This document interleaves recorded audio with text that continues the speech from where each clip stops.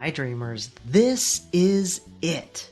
What I've been working on and waiting for all year. The final tally of investment passive income for 2022. So today I'll show you my total recap for the year, the December payouts, and discuss some predictions for next year.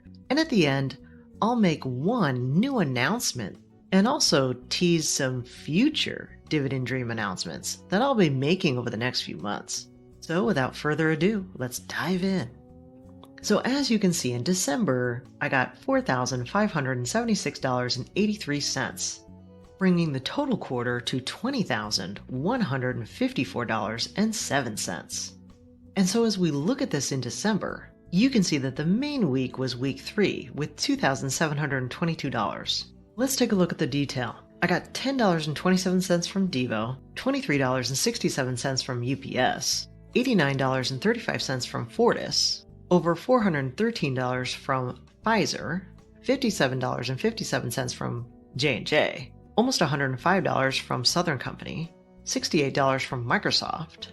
But as we go into that week 3, we see the big numbers coming in. I got $1,179 from IBM, $347.54 from Chevron, $161.35 from SCHD, an ETF that I'm building up, $13.45 from HIW, a REIT, $3.30 from UNH, a new growth stock that I'm taking a look at, $168.74 from Met, one of my best performing stocks of the year, $7.44 from APLE, a hospitality REIT, $3.45 from Cintas, $8.89 from Nextra Energy, $112.95 from Prudential, $18.77 from Qualcomm, and here's my O at $287.85. I got $12.55 from ORI, $54.83 from Stack, and $342 neat from Duke Energy. And so to round out the last 2 weeks of December, I got $475.82 from Manulife, $21.69 from Principal Financial, $10.34 from BBN, just about $3 from SPHD, $37.50 from SJR, $53.06 from Public Storage, almost $170 from Avgo, another couple of hits from Devo, $114.75 from BST, $98.17 from Good, $18.26 from QQQX, and finally, $7.90 from Prologic, and $28.16 from Sun Life. Now, throughout the year, I haven't really been tallying up the interest that I've made, and it really hasn't been very much.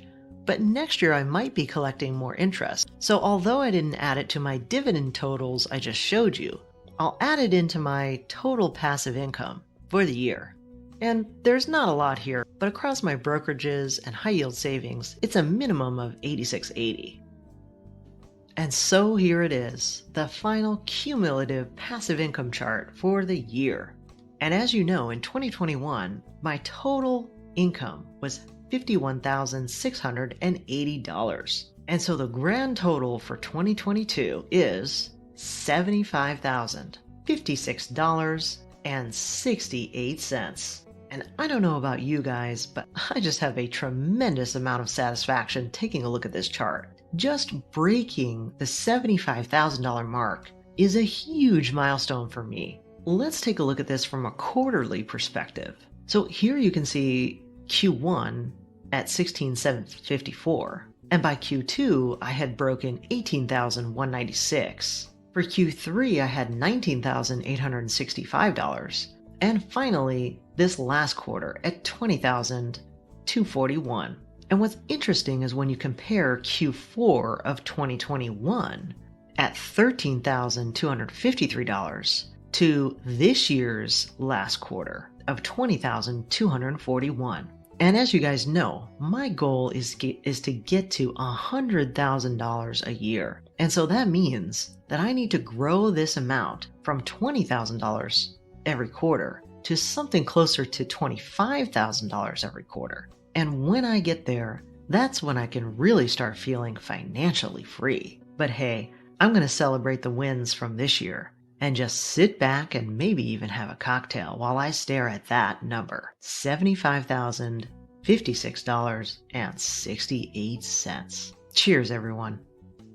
I promised to discuss predictions. Well, first, anyone who pretends to know what the market is going to do is leading you on. No one can know for sure, and investing comes with risk, precisely because no one can predict it perfectly. But here's what everyone's talking about so that at least we can discuss it. There's a lot of articles out there talking about the surprising consensus for the forecast for 2023, and it goes a little something like this from this Yahoo News article. Check out this graph in the center. There's really two distinct paths. Option 1 is where most of the bad news is already baked in. And the prediction is that we will have a bumpy road in the first half of the year, which would basically be a 2 to 3-quarter shallow recession, followed by a recovery at the end of 2023. However, the recovery, I think, will be sluggish and sideways for a while if we have that shallow recession, like maybe for a year or potentially a couple of years.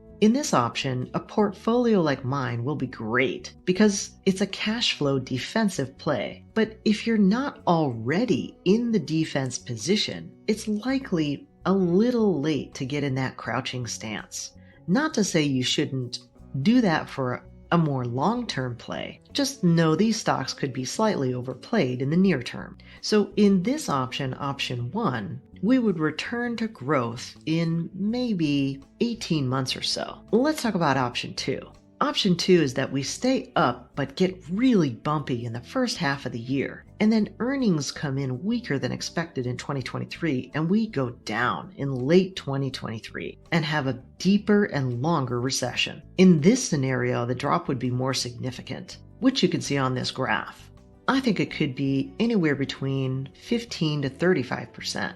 The reason is that while the Fed and inflation are really baked in already, weaker earnings are not. So if they do come in, the market will react. Some of the things to watch for. If the unemployment rate starts to rise precipitously, this could be a signal we're pivoting to darker skies. In a case like this, I think my portfolio will also do well. I'll continue to be defensive and grow through cash flow, regardless of the games that big investors will be playing in this scenario. I say that because sometimes big investors wish for more harsh conditions like option 2, because there are more ways to play the market with bigger upside swings. Some of the upside swings coming out of a recession might be things like small cap, stocks, financials, and REITs. But as I've mentioned many times in my videos, playing a timing game with these can be dangerous because they can be more volatile in stormy markets and thus cyclical, and you can get caught if you're not a long-term holder. Here's a couple of other things that I've cherry-picked to show you my thoughts. One is that the CPI data or inflation data will be very volatile, more volatile than we've seen in decades, and that this would be another reason the Fed will not be compelled to cut interest rates. I think that's true. And so we're going to see those interest rates stay pretty high through 2023. That's my guess. And with that guess, it's possible that we're going to see Treasury notes go up to potentially yielding something like 4 to 5%. So that's something to wait and watch for. The other thing I think could happen is that the oil will drop, and that will put some downward pressure on oil stock prices. And you've seen me make moves like sell off XOM and also take down my position in CVX just in the short term. Once again, if you're a long-term holder, it doesn't make much difference to you because you're not going to be rotating in and out. It's just something to know and be prepared for, especially if your positions have become outsized in your portfolio. The other thing I take a look at sometimes is just how much credit card debt consumers have. And here you can see from 1999 to 2002 Q3 what the total outstanding credit card balances have been, with a pretty substantial dip through the pandemic as nobody could spend money, and then a pretty substantial uptick since the pandemic has ended. One other thing to take a look at here, though, with these kinds of outstanding balances is, are those credit card accounts going delinquent or going into default? And here you can see that just huge spike in the 2008 timeframe. And we do see a little bit of an uptick here at the bottom, but it's well below where it has been historically. So for now, I'm not as concerned with delinquency yet, but this is something to keep an eye on, especially if unemployment rates start going up and the delinquency goes up. That's where we might have more significant reduction in spending, which could lead to significant reduction in earnings. And those are the kinds of dominoes that could lead to a harsher recession. So I don't know which one will occur, but now you have my thoughts and some of the things that I'm watching for. What do you think will happen? I'd love to hear your thoughts in the comments. Okay, we good there? Now, I promised to make some Dividend Dream announcements. First, I've launched a store where you can buy your very own Dividend Dream hat, and you can find that link in the description. Guys, I never thought I'd offer merchandise, but you keep asking for it. So here's what I plan to do. I'm going to be taking my hat everywhere I go this year as I travel. And if you buy one, I want you to send me a pic, either through DM on Twitter at DreamDividend or via email at thedividenddream@gmail.com, along with your personal and/or investing story. And with that, I may feature you. Let's inspire each other. Even if you're retired and out there living the dream from dividends and traveling, send me those photos. And as a bonus, I'll be traveling a lot more this year. And if I see you in an airport with your Dividend Dream hat on, I promise I will approach and meet you. And you can ask me anything. Just imagine if you saw another person with a Dividend Dream hat on. It will be someone you have a lot in common with. And perhaps it will even be me. Second announcement is I will be featured on an upcoming podcast and blog. And so when I am, I will let you know.